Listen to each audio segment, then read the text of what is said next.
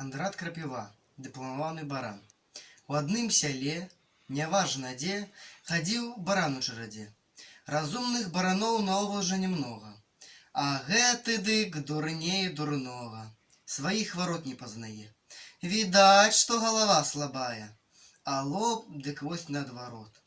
Такога не страчаў ніколі лбая.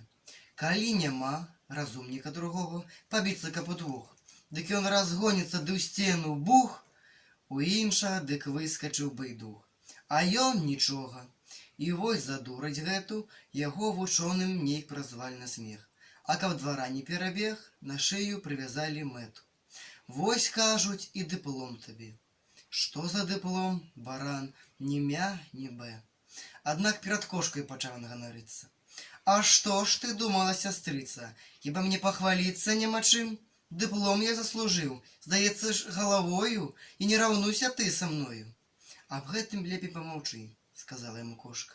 Каб ты разумнейшы трошку быў і розумам раскінуць мог авечым, ты б убачыў, што ганарыцца нечым, што дыплом ты свой заслужыў не галавой, а лбом. Другі баран ні бэ, ні мя, а любіць гучнае імя.